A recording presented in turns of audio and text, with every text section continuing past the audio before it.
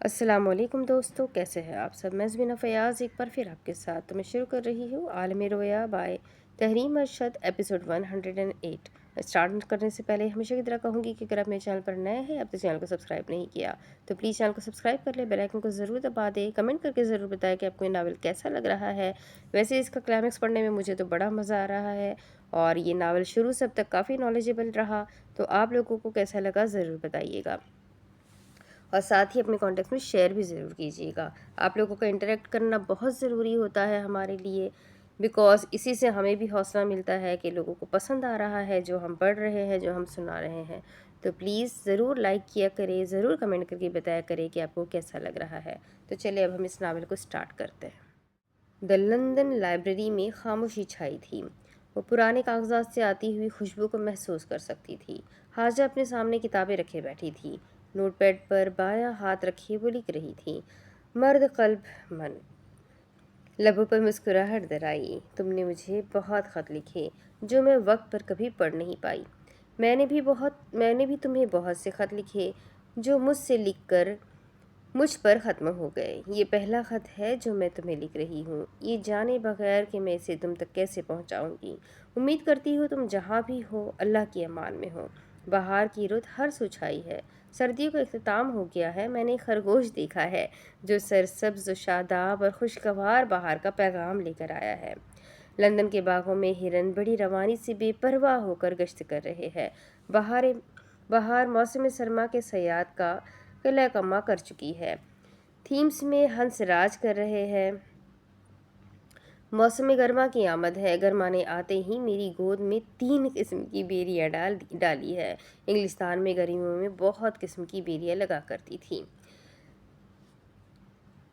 Kensington garden में Peter का मुजस्समा पुरुमीद है। परियों ने उससे वादा किया है वो उसे उसकी माँ के पास लौटा कर आएगी। पीटर ने बढ़ना छोड़ दिया है, उसकी बढ़ने की हिरस थम चुकी है। वो अपनी इस्तात के मुताबिक जीना सीख चुका है। मौसम का चक्कर बाहर के मुताबिक चल रहा है। तुम ये बताओ, सफ़ेद खरगोश तुम्हें आलम रोया में कब लेकर आएगा? कोई ज़बरदस्ती नहीं, कोई ज़ोर नहीं, मगर गुजारिश है। सरमा से पहले आ जाना। उसकी ज़चगी मौसम सरमा में थी।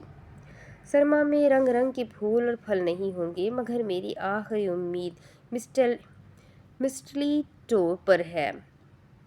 बारिश हो या ख़ज़ा हो, तुम्हारा इंतज़ार मेरे लिए मिस्टलीटो के सदाबहार के फल जैसा है। मैं इस उम्मीद से तुम्हारा तब इंतज़ार करूँगी कि एक दिन मुझे तुम्हारा इंतज़ार ना करना पड़े। मैं आलम रोया पर यकीन नहीं रखती थी, पर जीने के लिए कुछ देर के लिए सही मुझे आलम रोया में जीना पड़ रहा है।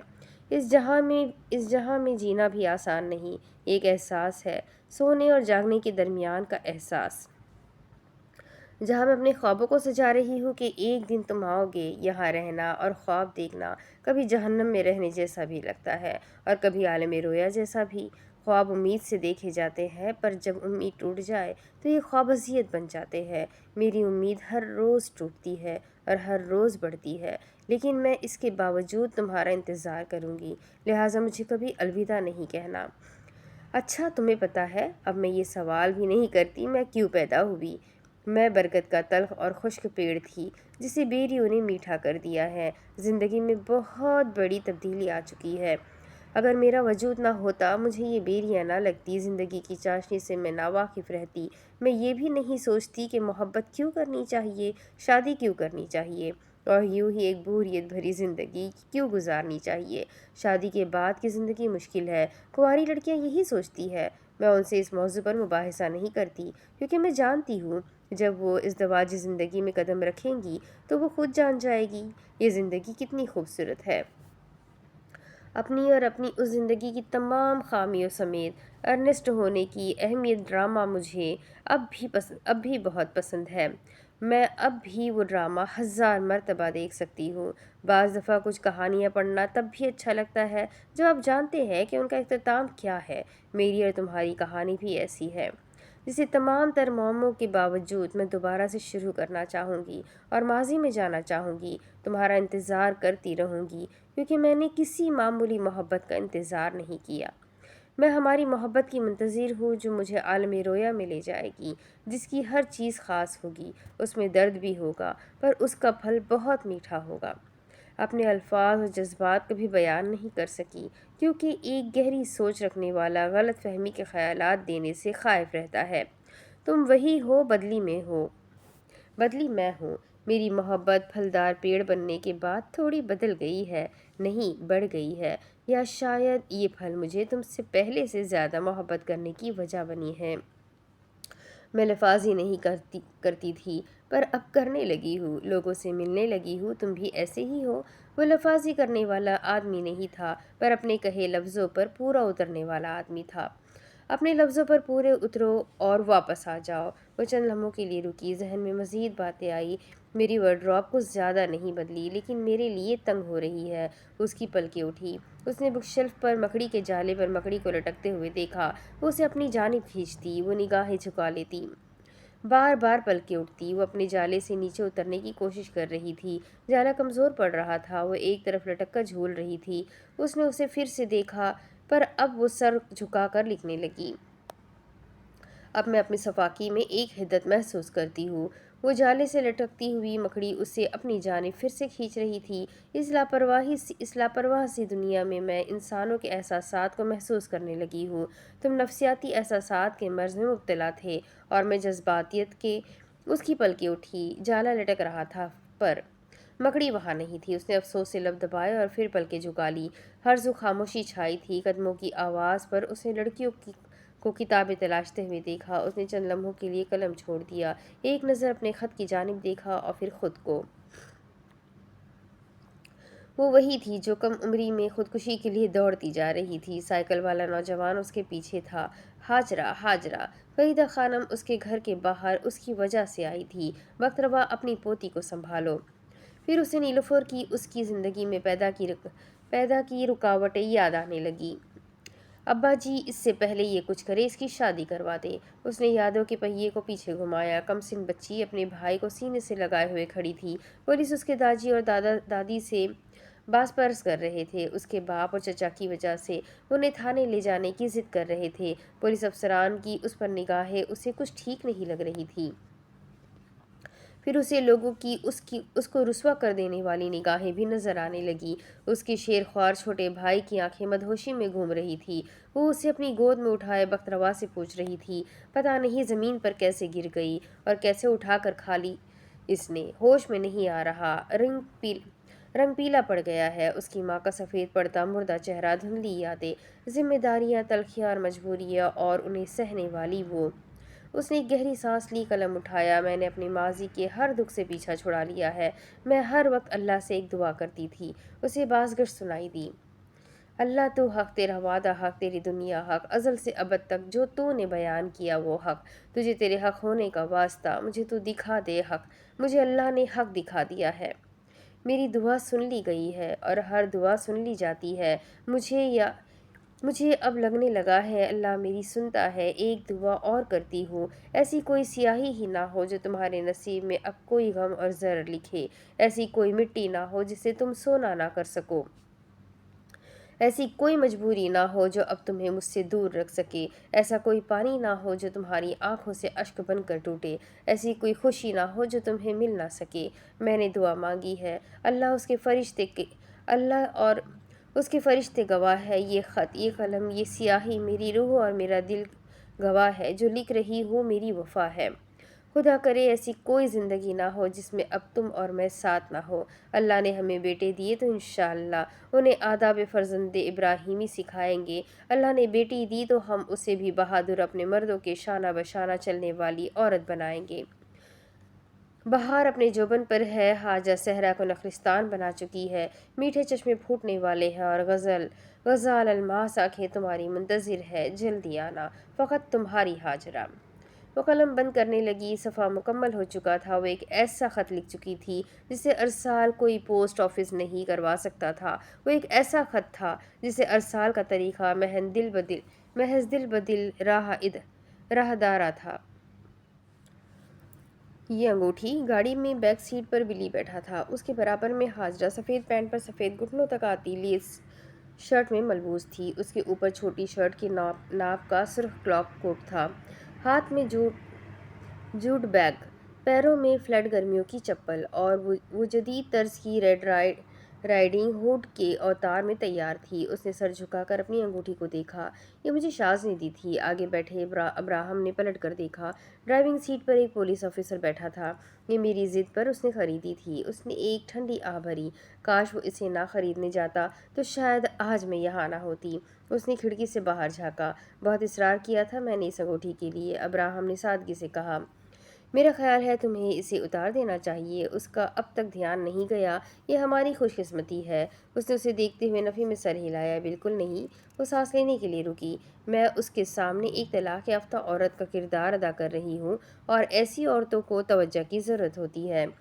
उनके दरमियान खामोशी छा गई। हाजरा दरवाज़ा खोलकर बाहर निकली। उसने दरवाज़ा बंद किया। बिल्ली उसे जाते हुए देख रहा था। अब्राहम उससे कहने लगा, मैंने पुलिस से दरख्वास्त करके तमाम लगेज स्टोर लॉकर पर पहरे सख्त करवा दिए हैं, क्योंकि बहरी जहाज़ से माल पकड़ना मुश्किल है और हवाई जहाज़ से माल कभी आएगा नहीं। तो यकीनन सबसे महफूज रास्ता बिना किसी से मिले और राब्ता किए लगेज स्टोर है। उसने घड़ी पर वक्त देखा। जैसे क्लिनिक बंद होगा हम अपना काम शुरू करेंगे। अब्राहम ने चुटकी बजाई। तय हुआ। अब्राहम की आंखें इनायतों की खिड़की की जानिब लगी हुई थी। ये इसे लेकर हैम्पटन कोर्ट के लिए निकलेगी और फिर ओपेरा के लिए क्या एक जगह काफ़ी नहीं थी? उसे गुस्सा आ रहा था। अंदर क्लिनिक में हाजा खड़ी थी। ये नहीं तो अपनी अलमारी को ताले लगा रहा था। बस हो गया। हाजा ने नज़र घुमाकर कैलेंडर पर आज की तारीख पर दायरा बना हुआ देखा। उसकी आंखें ज़रा फैली। कहीं आज माल की तारीख तो नहीं। वो खिड़की की जानिब आई। उसने उसे देखा। क्या कर रही हो? ठंडी ठंडी हवा को महसूस करते उसने नीचे झाँका और जब से बोली, कितना सुहाना मौसम है। बिल्ली गाड़ी का दरवाज़ा खोलकर बाहर निकला। उसने धीरे से सर हिलाया और पलट गई। वो इनायतों के साथ बाहर निकल रही थी। उसने एक नज़र उसे ऊपर से नीचे तक देखा। तुम्हें मुख्तलिफ किरदार अपनाने का और लोगों की तवज्जो अपनी जानिब खींचने का मसला तो नहीं? उसने खुद को देखा। क्या ये बात आप मेरे कपड़ों की वजह से कह रहे हैं? उसने कंधे उचकाए। हो सकता है मसला हो। कर्ब से मुस्कुराई। मैं और मेरे शौहर अब एक साथ साथ नहीं रहते और मैं तबीब से सेशंस भी ले रही हूँ। उसका कहना है मुझे हिस्ट्रोनिक पर्सनालिटी डिसऑर्डर है। वो उसके करीब होते चलने लगा। उसने ज़ब्त से लब दबा लिए। मैं तुम्हारे साथ हूँ। अब से तुम्हें सिर्फ मैं कंट्रोल किया करूँगा। हाजा ने एहतजाजन मुस्कुरा कर उसे देखा। जब आप अपनी ज़िंदगी को कंट्रोल में नहीं कर सकते तो मेरी ज़िंदगी को क्या कंट्रोल करेंगे? वो कहा लगाकर हंस पड़ा। ये तो है। हाजा उसके साथ चलती रही। पुलिस वाले ने गाड़ी स्टार्ट की। मैंने ये कभी भी नहीं चाहा कि मैं किसी को अपने कंट्रोल में करूं, ना ही मैंने कभी ये चाहा है कि मैं किसी मर्द को अपनी उंगलियों पर नचवाऊं। मैंने हमेशा से यही चाहा है कि मेरा इख्तियार खुद पर हो। वो उनका ताक़ुब कर रहे थे। आइसक्रीम खाओगी? एनायतों ने उससे पूछा था। उसने नफ़ी में सर हिलाया। शुक्रिया। उसे बताने लगा, एक तुम हो जिसने इनकार कर दी। एक ज़माना था जब अमरीकी फ़ौजियों ने ऑन ड्यूटी होने के बावजूद जहाज़ के परों में दूध को जमा कर आइसक्रीम बनाई थी। उसे हंसी आ गई।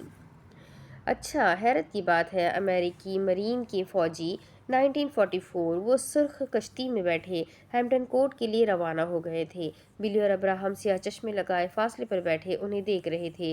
बिली ने मुट्ठियां भींच ली। सच्चे खुदा की कसम, अगर इसने हाजरा को हाथ भी लगाया मैं इसे तमीज़ में डुबो कर हलाक कर दूंगा। अब्राहम ने लपेटा हुआ अखबार खोला। वो हाजरा है। तुम नींबू का रस और हिरासत केस भूल गए? ये सुनते वो चौंका। इंग्लिस्तान में उसके आखिरी साल थे। दौरान LLM लॉ स्कूल में एक नए प्रोफेसर आए थे जो उन्हें बैनुल अक़वामी कवानीन पढ़ाते थे। आते ही उन पर एक लड़की ने जिनसी तशद्दुद का मुकदमा कर दिया था, जिसे उसकी जानिब का वकील साबित नहीं कर सका था। धीरे धीरे उनके मुतालिक शिकायतें बढ़ रही थी, मगर कोई भी उनके खिलाफ मुकदमा लड़ने से अब डरा करता था, क्योंकि ना कोई सबूत होता, ना कोई शवाहिद और ना एनी शाहिद, और रह जाती सिर्फ जिनसी तशद्दुद का शिकार होने वाली लड़की। वो एक रोज़ लाइब्रेरी में बैठी रिसर्च का काम कर रही थी। मेज़ पर बहुत सारी क्राइम नावल्स बिखरी पड़ी थी। उसने सर उठा कर देखा। वक्फे वक्फे से उसे सरगोशियों की आवाज़ सुनाई दे रही थी। ये क्या बदतमीज़ी है? वो अचानक से चिल्ला पड़ी। कुनखियों से उसने पीछे मेज़ की जानिब देखा। एक लड़की कसक कसक कर रो रही थी। वो पीछे से कुर्सी थामते हुए पलटी। मसला क्या है? तुलबा उठने लगे। उसने उन्हें कलम दिखाकर रोका। ए रुको, मैं वकील हूँ। वो रुक गए। मसला क्या है? बताओ मुझे। وال میں سے ایک لڑکا مڑا۔ اس نے ہمت کرتے لب کھولے۔ چھیڑ چھاڑ کا مسئلہ ہے؟ اچھا۔ وہ محفوظ ہوتے سننے لگی۔ جیسے جیسے وہ سن رہی تھی ذہن میں لائحہ عمل تشکیل تیار ہو رہا تھا۔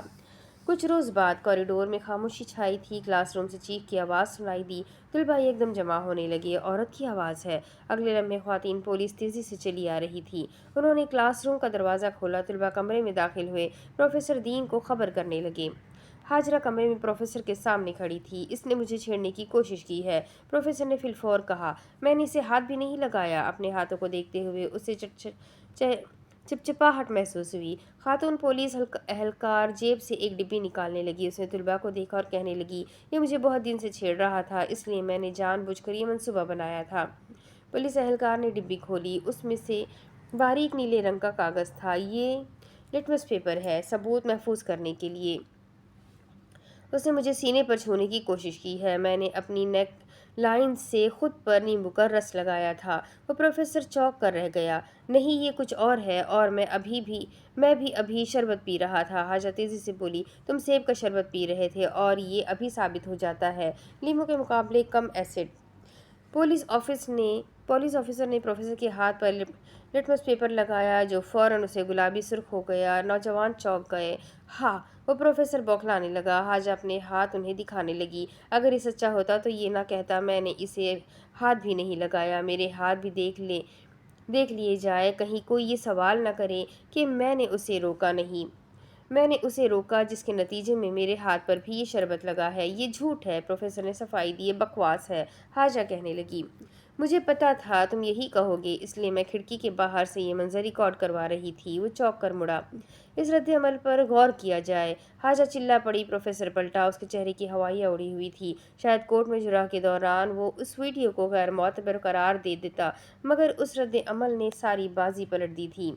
حاجہ نے سب لڑکیوں کو دیکھا۔ مہربانی کر کے سب لڑکیاں سامنے آئیں، جسے اس بھیڑیے نے اپنی ہوس کا نشانہ بنایا ہے۔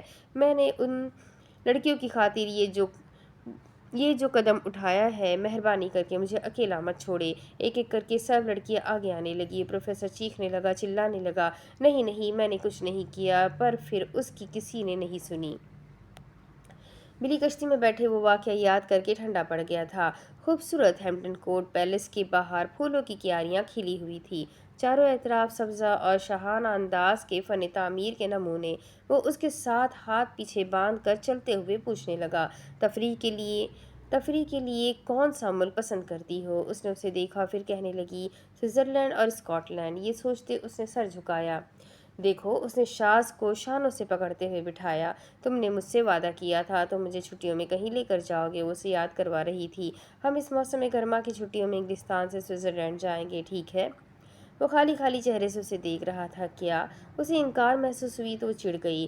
ہم ہنی مون پر بھی نہیں گئے؟ جواباً اس نے اس سے پوچھا۔ تمہارا مطلب ہے انگریزوں والا ہنی مون، جو 6 ماہ کا ہوتا ہے؟ آنکھوں نے دور کھڑے بلند صنوبر کے درختوں کو دیکھا۔ سیاح پیلس کے باہر تصاویریں بنا رہے تھے۔ اس نے ہنی مون کا سوچا، اب میں 3 بچوں کے ساتھ ہنی مون پر نہیں، فیملی ٹرپ پر جایا کروں گی۔ کیا کہہ رہی ہو؟ عنایتوں نے اس سے پوچھا۔ اس نے نفی میں سر ہلایا، کچھ نہیں۔ شام ہو رہی تھی۔ ابراہم ان کا پیچھا کرتے ہوئے چل رہا تھا۔ عقب سے پولیس آفیسر چلا آیا۔ کچھ نہیں ملا۔ آگے چلتے بلی نے اسے دیکھا، سب بیکار ہو رہا ہے۔ اب کیا ہمیں اوپیرا تک اس کا پیچھا کرنا ہوگا؟ ابراہم کو یہ تصور کرتے ہوئے کوفت ہو رہی تھی۔ بلی نے حاجرہ کو دیکھا، جو اس کے ساتھ صبح سے تفریح کے لیے نکلی ہوئی تھی۔ محبت کا جذبہ بہت ضروری ہے، یہ ہمیں ہماری حدود، ہماری طاقت، ہماری وقت اور ہمارے ضبط کی حدود بتا دیتا ہے۔ اوپیرا پروگرام کا وقت ہو رہا تھا۔ عنایتوں نے اس کی جانب جھک کر کچھ کہا۔ بلی نے فاصلے سے انہیں دیکھا، یہ کچھ کہہ رہا ہے۔ تبھی وہ جانے لگا۔ حاجہ نے پلٹ کر ابراہم کو اشارہ کیا، وہ اس کا تعاقب کر رہا تھا۔ بلی وہیں موجود تھا۔ وہ اس کی جانب آنے لگا۔ کیا ہوا ہے؟ ابراہم نے اسے ٹیلی فون بوتھ کے قریب جاتے ہوئے دیکھا۔ اس طرف حاجرہ اسے بتا رہی تھی۔ اس نے مجھ سے کہا آج اس کا مال آ رہا ہے، تو اسے ایک فون کرنا ہے، وہ بس ایک مرتبہ پوچھنا چاہ رہا ہے۔ بلی نے چٹکی بجائی، یہ پکڑا گیا۔ وہ ٹیلی فون بوتھ سے کال کر کے باہر نکلا۔ ابراہم پیچھے ہٹ گیا اور اسے جاتا ہوا دیکھنے لگا۔ بلی حاجرہ سے بات کر کے آگے بڑھ گیا۔ بھیڑ میں حاجرہ کھڑی تھی۔ عنایت تو حاجرہ کی جانب چلا آیا۔ سنو، اس نے اسے دیکھا، شاید پولیس کو مجھ پر شک ہو گیا ہے۔ آگے چلتے ہوئے بلی ذرا چونکا۔ مجھے واپس جانا ہوگا، لیکن اسے کیسے پتہ چلا؟ حاجرہ جھٹ سے بولی، میں بھی چلتی ہوں۔ उसने उसे देखा, लेकिन उसने इसरार किया। प्लीज़, वो कुछ सोचते हुए कह पड़ा, चलो। और वो उसके साथ चल पड़ी। बिली ने अब्राहम को इशारा किया और वो तेज़ी से बड़े बड़े डग भरते हुए चलने लगे। पुलिस की गाड़ी उनका पीछा कर रही थी। बिली सीने से हाथ लपेट कर बैठा उससे कह रहा था, मुझे कुछ गड़बड़ लग रही है। हमारे पास कोई सबूत नहीं है। मुझे नहीं लग रहा कि हम उसे आज पकड़ पाएंगे। और ये वापस क्यों जा रहा है? हाजरा उसके साथ क्लिनिक में दाखिल हुई। चलते चलते रुकी। मुझे नहीं लगता तुम्हें यहाँ आना चाहिए था। अपने कमरे का दरवाज़ा खोलकर अंदर आया। हाजरा की फिर से नज़र आज की तारीख पर बने दायरे पर गई। तुम यहाँ क्यों आए हो? हाजरा उसका ताक़ुब करते अंदर चली आई। इनायत तो अलमारी का ताला खोलते हुए रुका। हाजरा, उसके चेहरे पर संजीदगी के तासुरात आ रहे थे। तुम्हें आज के अवतार में देखकर मुझे फ्रांसीसी कहानी की रेड राइडिंग का ख्याल आ रहा है। ये सुनते उसके चेहरे के तासुरात बदल गए। उसने फिलफौर उस तारीख को देखा। क्या ये ट्रैप था? वो पलटा। वो उसका चेहरा देखकर सांस नहीं ले सकी। हाजरा ने नज़र घुमाकर टेलीफोन को देखा। मेज़ दूर थी। कौन हो तुम? वो उसकी जानिब चला आया। खौफ से गले से थूक निकलते निकलते चंद कदम पीछे गई। वो मुस्कुरा पड़ी। मैं कौन हो सकती हूँ? वह आगे आते मेज़ पर हाथ रखते ज़रा झुका। हाथ जब मुश्किल खुद को नॉर्मल कर रही थी। मैं मंशात स्मगल करता हूँ। उसने खुद को कंपोज रखा। तुम ये बात जानती हो, तुमने जिस औरत के ज़रिए मुझसे राब्ता किया, बज़ाहिर वो खुशमिजाज औरत है, लेकिन मैं उसका इलाज कर चुका हूँ। जानता हूँ वो कैसी औरत है, और वो किसी को मेरे मुतालिक नहीं बता सकती। वो सोचने लगा, मेरी वजह से बहुत से मासूम लोग अंदर हैं। आए दिन मुझे धमकियाँ भी मिलती है। लेकिन उसने कनपट्टी धीरे से खुजाई। मुझे उससे एक इंसान याद आता है जिसने मुझे बहुत मुश्किल वक्त दिया है। हाजा का दिल ज़ोर ज़ोर से धड़कने लगा। उसके चेहरे का रंग उड़ रहा था। शायद उसने उसे ब्रिस्टॉल सस्पेंशन ब्रिज पर देखा था। मैं अपने मातहत काम करने वाले तमाम आदमियों की खबर रखता था। उसकी भी खबर रखने की कोशिश की। आज से कुछ सालों पहले वो फारिग वक्त में एक मारूफ यूनिवर्सिटी के लॉ स्कूल के बाहर जाया करता था। उसके कदम लड़खड़ाए, मगर मैं ये मालूमात नहीं करवा सका वो किसके पीछे है। तुम्हारे सामने आते मुझे एक इशारा मिला। पिछले दिनों अखबार में मैंने एक पाकिस्तानी बैरिस्टर के मुतालिक पढ़ा। क्या नाम था उसका? हाजन ने अफसोस से सर झुका लिया। सब खत्म। अब्राहम और बिली नीचे थे। वहाँ उनके सिवा कोई नहीं था। मैं कुछ साबित नहीं कर सकती, उसने याद करते हुए कहा। बैरिस्टर हाजरा, एक वकील के ख्याल पर मैंने गुज़िश्ता सालों का रिकॉर्ड देखा। मुझे पता चला तुम वकील हो। वो सांस लेने के लिए रुका। तुम कुछ साल पहले उस ब्रिज पर भी थी ना? हाजरा खौफ से गहरी गहरी सांसें लेने लगी। पुलिस से रब्ता करोगी तो तुम्हारा हाल भी उन लोगों जैसा होगा जो आज कैद में है। मैं मार्क मैं कारमाइकल नहीं जो तुम्हारे झांसे में आ जाऊंगा। उसकी नज़र उसके चोगे पर गई और अब उसने उसके चेहरे को छुआ। हाजरा ने गुस्से से उसका हाथ हटाया और महफूज हुआ। रेड राइडिंग का कोड खतरे की अलामत है। जंगल की दुनिया फरेब और भेड़िया भेड़िया है। रेड राइडिंग, क्या तुम्हें किसी ने ये नहीं समझाया था कि अनजान रास्तों पर सफ़र मत करना? वो उसकी जानिब तेज़ी से आया। वो लड़खड़ाते हुए कदम उससे रिवॉल्विंग कुर्सी पर गिरी। इनायतों का ये चेहरा बेहद खौफजदा करने वाला था। जब तुम्हें खतरात से मुतनब्बा किया गया था तो तुम रास्ते पर से फूल क्यों इकट्ठे करने लग गई? क्यों तुमने एक अनजान शख्स पर एतबार किया? क्या तुम्हें एक भेड़िए से खौफ नहीं आता? उसने उठने की कोशिश की। वो कुर्सी पर फिर से गिरी। उसने सामने से आते कुर्सी को बाजू से थाम कर घुमाया। उसका चेहरा पसीने से भरने लगा। उसने खुश्क लबों पर जबान फेरी। तुम्हें क्या लगता है कि रेड राइडिंग ने अपनी माँ की नसीहत को क्यों नज़रअंदाज किया था? वो मुस्कुराया और मासूम थी। वो थोड़ा हंसी। नहीं, तुम्हें किसने कहा? वो सांस लेने के लिए रुकी। दरअसल वो उस भेड़िए का शिकार करना चाहती थी, मगर ये बात तुम्हें एक औरत बेजार ज़माना नहीं बताएगा कि जब उसने उसे खाना चाहा तो उसने उसे कैसे चीर कर खुद को बचाया था।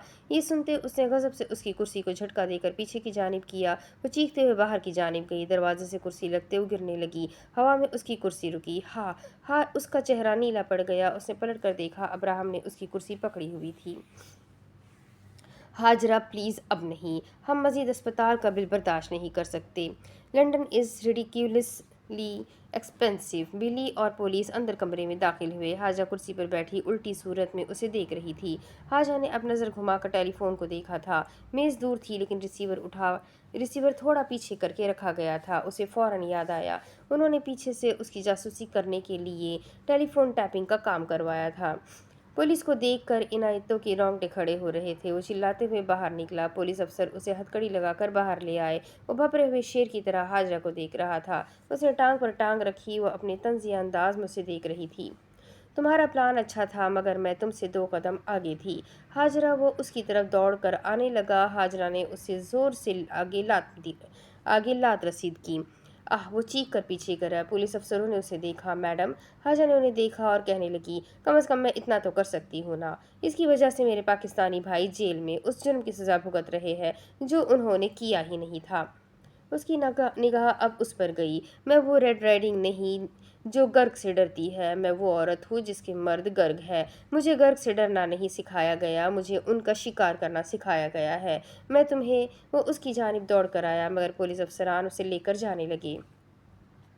تاریخ گواہ رہی ہے، جب جب اس دھرتی پر فرعونیت جنم لیتی ہے تب تب اللہ موسیٰ کی سنت کو پورا کرنے کے لیے اپنا ایک بندہ زمین پر بھیجتا ہے۔ ابراہم نے اس کی کرسی کو اپنی جانب موڑا۔ حاجرہ نے اسے دیکھا۔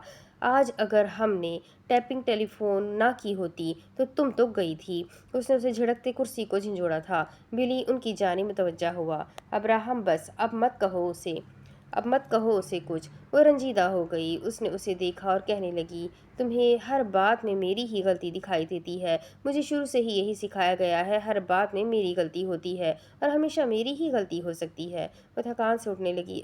بلی نے اسے دیکھا۔ اب تو میرے پیر سوج رہے ہیں۔ وہ ہم کلامی کرتے ہوئے جانے لگی۔ میرے معصوم بچے، دنیا کو محسوس کیے ابھی انہیں پورے 2 ماہ بھی نہیں ہوئے اور انہوں نے کیا کچھ دیکھ لیا۔ قاتل، زناکار، اسمگلر، رشوت خور، کورٹ کچہری کے چکر اور خون خرابہ۔ بلی اور ابراہم نے ایک دوسرے کو دیکھا۔ اس نے بٹن سے اپنا کلاک کوٹ کھولا اور کندھے پر لٹکایا۔ میرے بچے اپنے باپ کی طرح بہت صابر ہے اور میں پورے یقین سے کہتی ہوں یہ بہت ذہین ہوں گے۔ ابراہم غصہ ضبط کیے دیدے پھیلا کر ہنسا۔ اس نے اسے دیکھا اور اس کا تعاقب کرنے لگا۔ تمہیں ہم دونوں کو کچھ نہیں کہنا؟ کیا ساری تحسین و آفرین تمہارے بچوں کے لیے ہے؟ بلی کو ہنسی آئی اور حاجرہ ہم کلامی کرتے ہوئے چلتی رہی۔ ایک بار میرے بچے دنیا میں آ جائے میں ان کو کبھی بھی کورٹ کا چہرہ نہیں دیکھنے دوں گی۔ اوئی! ابراہم نے تالی بجائی۔ Hajra, My babies, I love you, mother. I love you, mother. Any your father. مگر وہ اسے نظر انداز کیے چلتی رہی۔ حاجرہ سیاہ پینٹ پر سفید ڈھیلی کالر شرٹ میں ملبوس تھی، ہاتھ میں بلیزر پکڑے CPS کے دفتر میں کھڑی تھی۔ بلی کرسی پر ہاتھوں کی تکون بنائے بیٹھا تھا۔ ابراہم نے ایک ایک کر کے میز پر پڑی غذائی گولیوں کی بوتلیں، کاغذات، تصاویریں اور اب ایک کیسٹ دیکھی۔ اس نے ان دونوں کو دیکھتے ہوئے پوچھا، یہ سب کیسے کیا؟ حاجرہ نے سینے سے بازو لپیٹ لیے۔ بالوں کی رف پونی ٹیل بنی ہوئی تھی۔ اس کا جرم ثابت کرنے کے لیے صرف گواہی کافی نہیں تھی۔ پولیس اسے حراست میں رکھ سکتی تھی لیکن پری ٹرائل پر چھٹ جاتا۔ بلی نے چٹکی بجائی۔ اس نے محفوظ ہوتے اسے دیکھا، اس لیے ہم نے اس کی ایک ریکارڈنگ اور گرفتاری کی خبر پر اس کی گاہکوں سے ملاقات کی۔ حاجرہ نے آگے بڑھ کر ایک لسٹ اس کے آگے کی۔ یہ ان عورتوں کی فہرست ہے جس کے ساتھ اس نے چھیڑ چھاڑ کی ہے۔ جواباً اس نے کہا، یہ مجھے پتہ ہے۔ حاجرہ کی آنکھیں ذرا پھیلی۔ سوال یہ ہے کہ یہ تم دونوں نے کیسے تیار کی اور یہ عورتیں گواہی دینے کے لیے مانی کیسے؟ بلی نے تالی بجا کر میز پر ہاتھ مارے۔ حاجرہ پیچھے سے ہوا میں مصنوعی پنکھا ہلائے بولی، سیٹلمنٹ۔ ساتھ اس نے آنکھیں چینی کیے، پلکیں جھپکی۔ اسے ہنسی آئی۔ اچھا۔ بلی نے کیسٹ کی جانب اشارہ کیا۔ یہ اینا کی اسپتال کی فوٹیج تھی جو میں نے وہاں سے چرائی تھی۔ حاجرہ نے اس سے کہا تھا صرف اس پر نظر رکھنے والے آدمی کا حصہ کٹوا کر باقی سب چھوڑ دے اور اس نے ایسا ہی کیا تھا۔ اس سے ہمیں اس کے گاہکوں کا پتہ چلا۔ وہ گاہک جو اس کے ریکارڈ میں بھی موجود نہیں تھے، جو نشے پر تھے، انہیں ہم نے اس کی ریکارڈنگ سنائی اور انہوں نے ہمیں اس کی گولیاں دے دیں۔ ان میں سے آدھی گولیاں غذائی طاقت کی ہیں اور آدھی نشے کی۔ انہوں نے ہمیں اس وعدے کے عوض گولیاں دی کہ ہم ان کا نام نہ لیں اور یہ گولیاں تمہیں کیسے پلان کرنی ہے یہ تم جانتے ہو۔ وہ سانس لینے کے لیے رکا، پھر کہنے لگا، جو نشے پر تھی وہ حسین تھی جن کے ساتھ اس نے چھیڑ چھاڑ کی، ان سے ہم نے جنسی تشدد کی گواہی کی مطابقت کی کیونکہ نشئی بننے سے بہتر مظلوم بننا ہی تھا۔ آگے سے جھٹ سے حاجرہ کہنے لگی، اور ان سے وعدہ کیا گیا کہ ان کی عزت کا تماشا نہیں بنے گا۔ بلی نے تصویروں کے پرنٹ پر انگلی رکھی۔ یہ ان عورتوں کے نام جنہوں نے ہم سے بدتمیزی کی اور ہمارے منہ پر دروازے بند کیے۔ حاجرہ کرسی کھینچ کر بیٹھی۔ ابراہم نے ہنسی ضبط کیے انہیں دیکھا۔ اور تم نے ان پر بھی الزامات لگانے میں لگانے ہیں۔ میں اس کے خلاف چھیڑ چھاڑ کی گواہی نہیں دے سکتی کیونکہ میں اپنی مرضی سے اس کے ساتھ گھومنے گئی تھی۔ مجھے پتا ہے یہ سب غیر قانونی ہوا ہے، لیکن تم مجھ سے بہتر جانتے ہو کہ تمہیں اسے قانونی کیسے بنانا ہے۔ بلی نے میز بجائی۔ اب دیکھو، وہ اس کی جانب متوجہ ہوئے۔ ہم نے ثبوتوں سے میز بھر دی ہے اور اگر اب بھی تم اسے اندر نہیں کروا پائے تو حاجہ نے اسے ہاتھ دکھایا۔ لعنت! اس نے سنجیدگی سے انہیں دیکھا۔ حاجہ نے خود ستائی سے اپنی جانب اشارہ کیا۔ دیکھو، میں نے کیسے ایک ثبوت اور ایک سنی ہوئی بات سے تمہارا کیس تیار کر دیا ہے۔ ایک چینی مقولہ ہے، جو انسان پہاڑ ہلا کر رکھ سکتا ہے وہ چھوٹے چھوٹے پتھر اٹھانے سے کوشش کا آغاز کرتا ہے۔ یہ کہتے اس کے لبوں پر زخمی مسکراہٹ اتری۔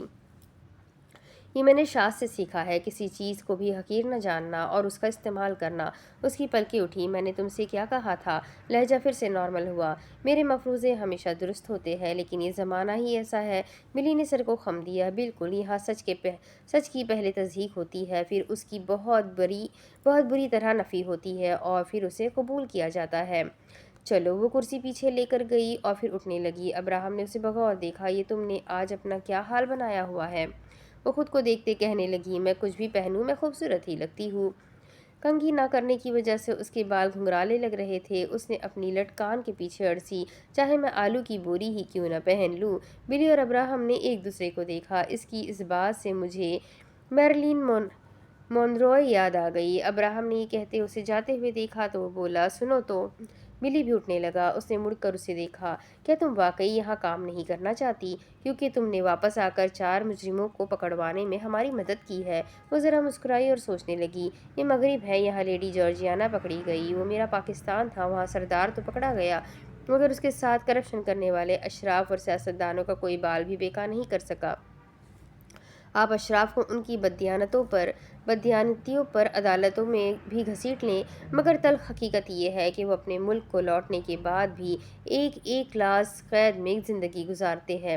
ایسی قید جس میں رہنے کا تصور میرے ملک کے غریب کے لیے کسی عالم رویا میں رہنے سے کم کا نہیں ہے۔ جبکہ ایک میڈیوکر کلاس والا مجرم ایک قتل کرتا ہے اور اس کی ساری زندگی برباد ہو جاتی ہے، اور وہ ایک کلاس کے قیدی غربت کے ستائے ہزاروں لوگوں کو اپنی عیش کا لقمہ بنا کر عالم رویا کی زندگی گزارتے ہیں۔ شاذ ٹھیک کہتا تھا، ملک میں قانون ہے لیکن امپلیمنٹیشن نہیں ہے۔ جس دن میرے ملک میں اشراف اور غربا کے لیے قانون کا تقاضا ایک جیسا ہو گیا، اس دن حقیقی معنوں میں میرے ملک میں قانون کی بالادستی ہوگی۔ نہیں تو وہ اندھیر نگری ہی رہ جائے گی، اور پھر ایک صادق اور امین حکمران کی آمد کی امید بس ایک بکش مٹیریل کا حصہ بن کر رہ جائے گی۔ اس نے گہری سانس لی اور کہنے لگی، کرنا تو چاہتی ہوں لیکن… وہ سوچنے لگی، پھر اس نے اسے دیکھا، زندگی بہت چھوٹی ہے اور کام بہت ہے۔ رابرٹ فراسٹ کی طرح میں بھی دونوں راستے چننا چاہتی ہوں، پر زندگی میں کچھ نہ کچھ تو چھوڑنا پڑتا ہے، اس لیے میں دفاع میں ہی ٹھیک ہوں۔ یہ کہہ کر وہ تیزی سے جانے لگی۔ بلی نے اس کا تعاقب کیا۔ ابراہم کے لبوں پر مسکراہٹ در آئی۔ وہ اب بدل گئی تھی۔ سی پی ایس اسے ناپسند نہیں کرتا تھا۔ سی پی ایس کے دفتر سے وہ باہر نکلی۔ بلی اس کے ساتھ چلتے ہوئے پوچھنے لگا، ویسے تمہیں اس دن گرین ٹی آئس کریم کیسی لگی تھی؟ اس نے یہ سنتے وہ اٹھا کر اسے دیکھا۔ مجھے اس دن اینا کی وجہ سے زبردستی جاپانی کھانا پڑا تھا، ورنہ مجھے تو چینی کھانا ہی پسند ہے۔ اس نے ہاتھ ملے، چلو آج تمہارے عاشق اینا کی یاد میں جاپان کا مشہور کھانا سوشی لے لیتے ہیں۔ حاجہ نے چہرے کا زاویہ بگاڑا، کیا تم چاہتے ہو میں یہیں طے کروں؟ وہ ہنس پڑا، مذاق کر رہا ہوں۔ وہ پیچھے ہاتھ باندھ کر چلتے ہوئے غصے سے کہنے لگی، اتنے دن ہو گئے میں نے باہر سے کچھ نہیں کھایا اور مجھے کہہ رہا ہے جاپانی کھانا کھا لو۔ اسے ایک دم خیال آیا، لیکن ماننا پڑے گا چینی کے مقابلے جاپانیوں کی میز پر بیٹھنے کی تہذیب شاندار ہے۔ مجھے جاپانی انداز پسند ہے لیکن چینی کھانا میرا پسندیدہ ہے۔ تم چاہو تو ہم چینی کھا سکتے ہیں۔ بلی نے موڑ سے اسے دیکھا، خاموشی سے گھر چلو، میری طرف ممی آئی ہے۔ یہ سنتے ہوئے خوشگواری سے بولی، کیا مسز ایلا آئی ہے؟ جواباً اس نے کہا، ہاں، اس لیے مجھے جلدی گھر جانا ہے۔ کوری اکیلی ہے، ماں بھائی بھابھی اور بچے سب آئے ہیں۔ یہ سنتے ہوئے محظوظ ہوئی، واہ! اس نے تالی بجائی، کوری تو صحیح پریشان ہوئی ہوگی۔ اس نے لب دبائے، چونکہ وہ میرا خاندان ہے تو مجھے اس کی مدد کرنی چاہیے، پتہ ہے۔ وہ کہنے لگی، میرے ملک میں سسرال والے آئے تو سارا کام بہو ہی کرتی ہے۔ یہ سنتے بلی بے حد متاثر ہوا، واہ واہ! اس کے ہاتھ میں اس کے ہاتھ ہوا میں اٹھے۔ حاجہ چونک اٹھی۔ اس لیے میرے بہت سے دوستوں نے جنوبی ایشیا کی لڑکیوں سے شادی کی ہے۔ کیا مطلب کیا ہے تمہارا؟ اس کو برا لگا تھا۔ مطلب یہ کہ تمہارے ملک میں ابھی بھی شیکسپیئر کا زمانہ چل رہا ہے، کیا یہ اچھا نہیں؟ اس نے خفگی سے اسے ہاتھ دکھایا۔ اوہ بکو مت۔ اس نے ہاتھ ہوا میں ہلایا۔ تم بالکل میری ساس کی طرح بات کر رہے ہو۔ اس نے اس کے چہرے کے تاثرات پڑھنے کی کوشش کی۔ مجھے ایسا کیوں لگ رہا ہے؟ تمہاری اور تمہاری ساس کی بنتی نہیں؟ اس نے اسے دیکھا۔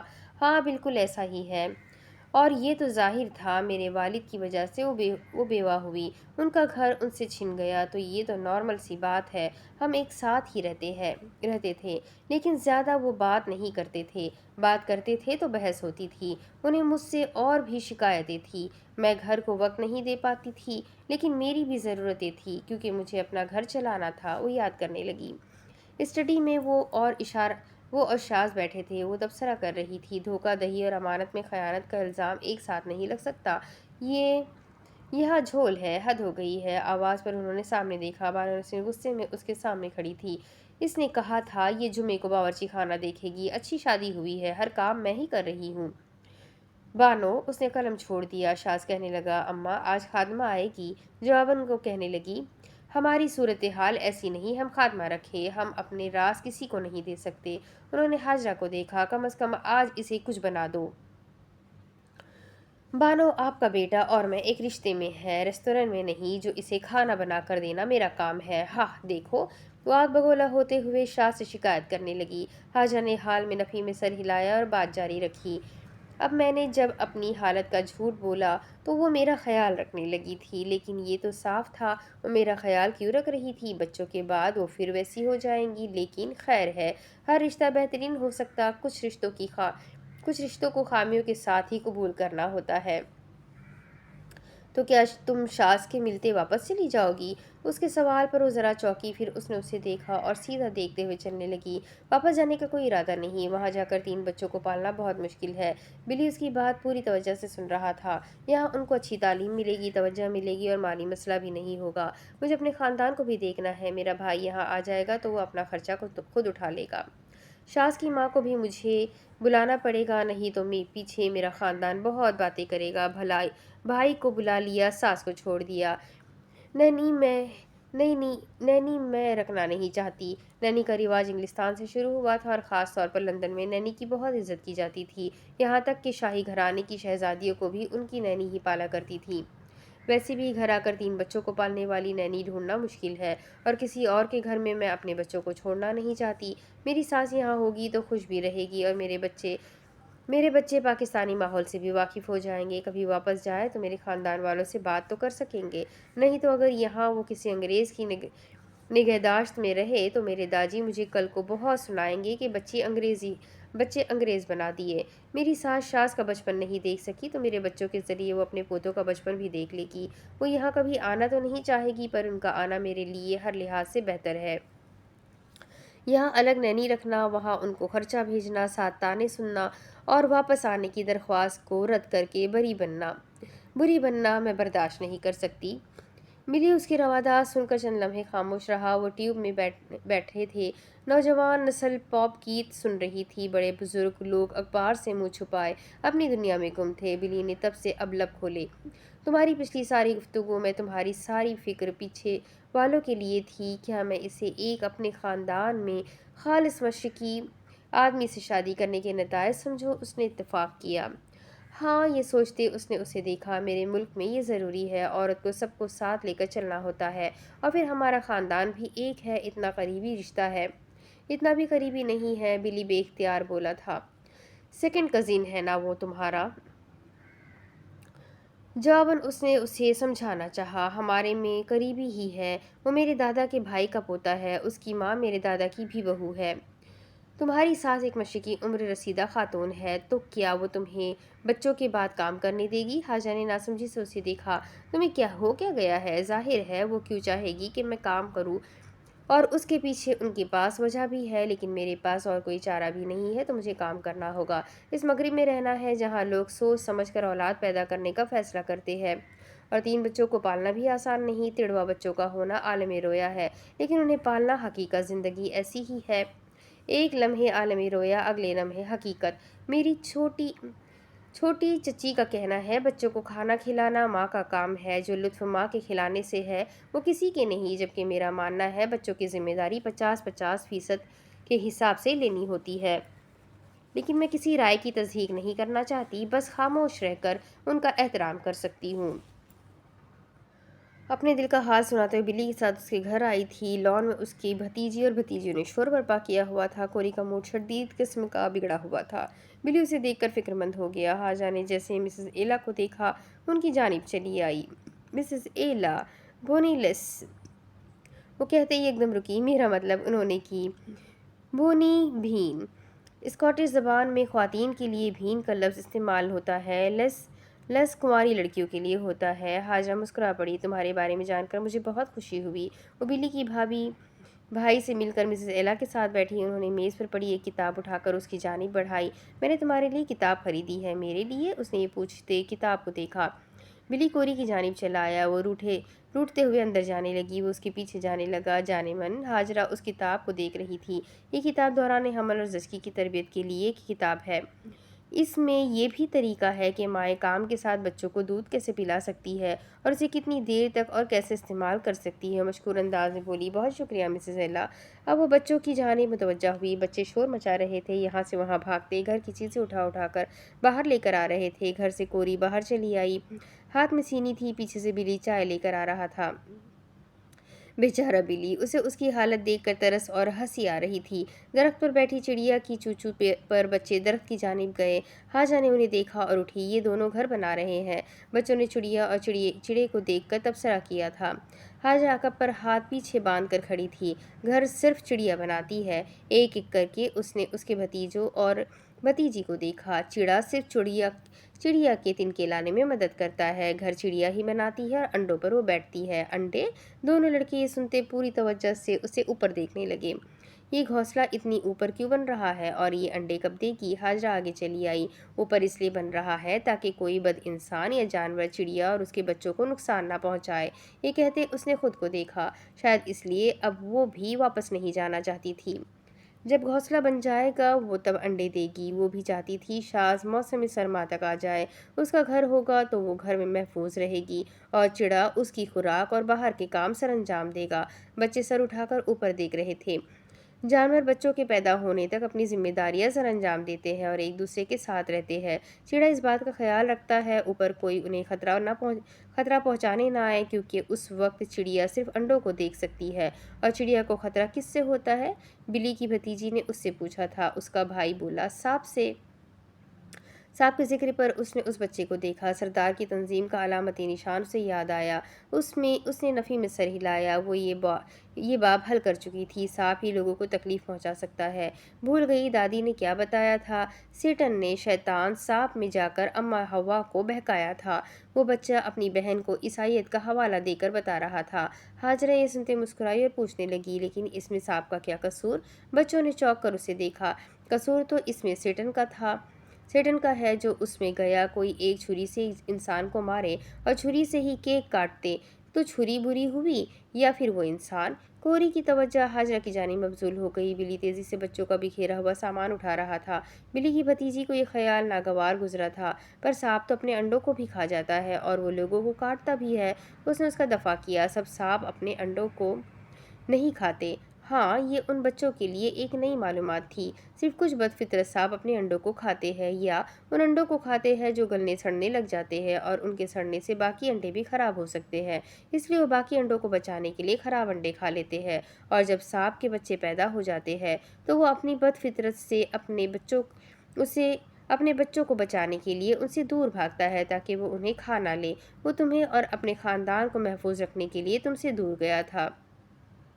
ماضی سے بازگشت نے اسے اندر تک ٹھنڈا کیا تاکہ وہ انہیں اپنے جیسا بنا دے، مگر وہ یہ نہیں جانتا ان سپولوں کے نصیب میں بھی بد فطرت بننا ہی لکھا ہوتا ہے۔ تم سے بھی ایک جرم ہوگا۔ اس کے باپ کے کہے الفاظ اس کے ذہن میں آئے۔ اسے سلمان گوندل کی موت کا خیال آیا۔ صرف کارمائیکل ابیٹر نہیں تھا، وہ بھی ایک ابیٹر تھی۔ تو پھر اس کے سپولے بھی بد ہو جاتے ہیں۔ بلی کے درمیان والے بھتیجے نے پوچھا۔ حاجہ نے پلکیں جھکا کر اسے دیکھا۔ وہ فطرتاً بد ہوتے ہیں کیونکہ ان کے والدین بد ہوتے ہیں، جیسے دیو کی بیٹی، لیکن وہ خود کو بدل سکتے ہیں اور ماں کے جانے کے بعد سپولے بھی بکھرنے لگ جاتے ہیں۔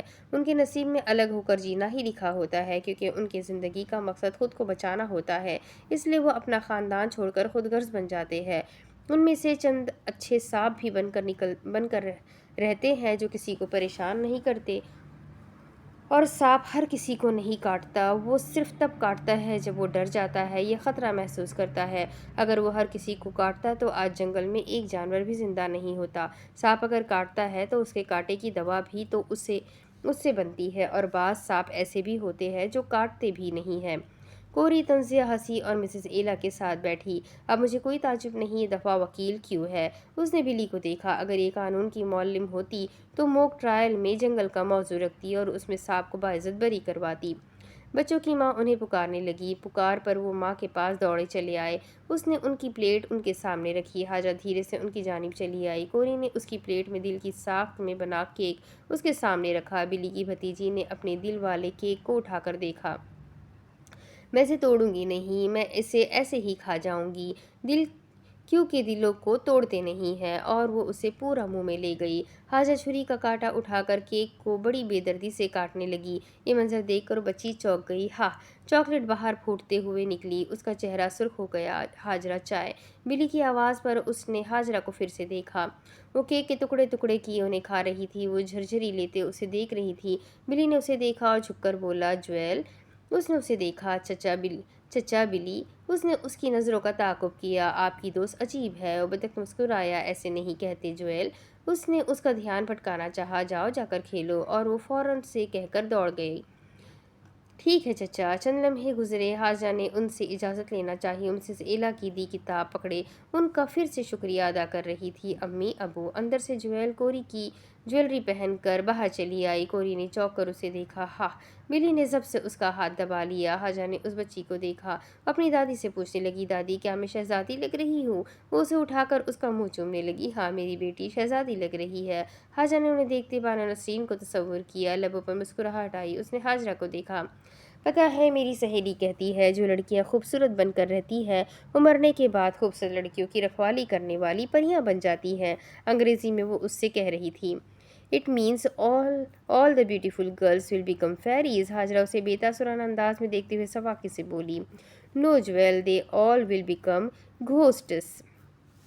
یہ سنتے وہ سانس نہیں لے سکی۔ اس کا چہرہ سرخ ہو گیا اور وہ بلی کو دیکھ کر پھوٹ پھوٹ کر رونے لگی۔ کیا میں بھوت بن جاؤں گی؟ اس نے حاجرہ کو ہاتھ دکھایا۔ اوا جاؤ۔ جویل کی ماں نے بڑی حیرانی سے حاجرہ کو دیکھا۔ حاجرہ سادگی سے بولی، اب ہر کوئی پوپ کی طرح تو نہیں سوچتا۔ انگریزی ادب کا نامور نام الیگزینڈر پوپ۔ وہ اس بچی کو بغور دیکھ رہی تھی۔ وہ اسے ہاتھ دکھا دکھا کر کہہ رہی تھی، آوا، میں نے سنا تمہارے والد غلط کام کرتے ہیں۔ اسکول میں بریک کے دوران اس سے ایک لڑکی پوچھ رہی تھی۔ وہ بسکٹ پیکٹ سے نکالتے رکی۔ ہاں، اس نے ہچکچا کر کہا تھا۔ یہ سنتے ہوئے بچی خوفزدہ ہو گئی۔ میں آج کے بعد تم سے بات نہیں کروں گی۔ اسے اس کے ڈرنے پر غصہ آیا۔ وہ بولی، مت کرنا، کیونکہ وہ ڈرپوک اور بزدل لڑکیوں کو بھی اٹھا لیتے ہیں۔ اور وہ بچی چیختی ہوئی دوڑنے لگی۔ میں حال میں جویل کو ہنوز دیکھ رہی تھی۔ بلی اس کی اس حرکت پر بے حد شرمندہ ہو چکا تھا۔ چلو حاجرہ، میں تمہیں چھوڑ آؤں۔ وہ الوداع کہتے اس کے ساتھ چل پڑی۔ جویل کی رونے کی آواز اسے پیچھے سے سنائی دی۔ یہ رو کیوں رہی ہے؟ بلی نے متاسفانہ انداز میں اسے دیکھا اور کہنے لگا، میرا خیال ہے اب تمہیں منفی کرداروں کو پڑھنا چھوڑ دینا چاہیے، ٹھیک ویسے جیسے اب تم نے ایسے لوگوں کے کیس لینا چھوڑ دیے ہیں۔ جواباً وہ کچھ نہیں بولی۔ چند لمحے گزرے۔ اس نے لب کھولے۔ عید میں صرف کچھ دن ہے۔ شاز کب آئے گا؟ اب تو سب ٹھیک ہو گیا ہے، اب اسے آ جانا چاہیے۔ بلی اس کا چہرہ دیکھتے سیدھا چلنے لگا۔ جتنا میں نے تمہارے شوہر کا کردار پڑھا ہے، مجھے لگتا ہے وہ بہت تحمل مزاج ہے۔ اس نے کوئی جلد بازی نہیں دکھائی۔ میرا مفروضہ کہتا ہے وہ مغرب میں ہی بلکہ اٹلی میں۔ اٹلی؟ وہ یہ کہتے رکی۔ ہاں، ہو سکتا ہے۔ اس کی نگاہیں گھومی، جیسے جہاں اس کی پہچان کا ایک آدمی ہے وہاں بھی ہو کوئی اپنا۔ وہ چونک گئی اور اس کی جانب مڑی۔ ہے نا؟ بلی نے حیرت سے آنکھیں پھیلائی۔ کون؟ عاقب میری پھپھو کا بیٹا، میری چھوٹی بہن کا سابقہ منگیتر۔ لیکن شاز وہ سوچنے لگی وہ اس سے ملا تھا۔ اس کے دیدے گھومے، بلی انہیں مٹکتے ہوئے دیکھ رہا تھا۔ ذہن میں اسے جیسے بگ بین کے گھنٹے کی آواز سنائی دی۔ اس کا سر اٹھا۔ جب میں اس کی پہچان کے متعلق تفتیش کر رہی تھی، تحلیل کی منگنی ٹوٹی تھی۔ وہ داجی کی طرف گیا تھا۔ پھپھو کراچی جا رہی تھی۔ اس وقت تمہارے صاحب کہاں تھے؟ کہاں ہے؟ مستحسن سادگی سے بولا تھا۔ مجھے نہیں پتا بی بی، تمہاری تنخواہ سے 500 کاٹوں گی۔ وہ بے اختیار بولی۔ بے اختیار ہوا بی بی، وہ گڑبڑایا۔ بی بی ایسا ظلم نہ کرے۔ اگر میں نے آپ کو بتایا صاحب جی مجھے کام سے نکال دیں گے۔ اس نے گاڑی کی سیٹ سے ٹیک لگائی۔ اچھا چلو پھر گھر جاگ چلو جی۔ وہ ٹھٹک گیا۔ وہ سنجیدہ ہوئی۔ کام ہے مجھے، اور اگر تمہارے صاحب وہاں ہیں تو انہیں بھی لے آتے ہیں۔ ضرور تم نے ہمارا پیٹرول ضائع کرنا ہے۔ ہاں، اس کے ہاتھ ہوا میں اٹھے۔ وہ اٹلی میں محفوظ ہے۔ تمہارا مفروضہ درست ہے۔ نتشے نے بالکل ٹھیک کہا تھا۔ اجگر سانپ کے کاٹے سے کم مرتا ہے۔ اب اس کے آگے کی کہانی میں آپ کو اگلے ویڈیو میں سناتی ہوں کہ آگے کیا ہوگا۔ یہ جاننے کے لیے میرے ساتھ بنے رہے، ویڈیو کو لائک کریں، چینل کو سبسکرائب کریں۔ یہ ناول بھی ختم ہو رہا ہے، اس کے ختم ہوتے ہی میں سیکنڈ ناول بھی سٹارٹ کر دوں گی، تو بس میرے ساتھ بنے رہے۔ ایک کے بعد ایک بہت سارے اچھے آپ کے ریکویسٹڈ ناول آئیں گے انشاءاللہ، تو بس ساتھ بنے رہیں۔ ویڈیو کو لائک کریں، چینل کو سبسکرائب کریں، بیل آئیکن کو ضرور دبائیں، اپنے کانٹیکٹ میں ناولز کو شیئر ضرور کریں۔ تو ملتے ہیں اگلے ویڈیو میں، تب تک کے لیے اپنا خوب سارا خیال رکھیں، مجھے بھی دعا میں یاد رکھیں۔ اللہ حافظ۔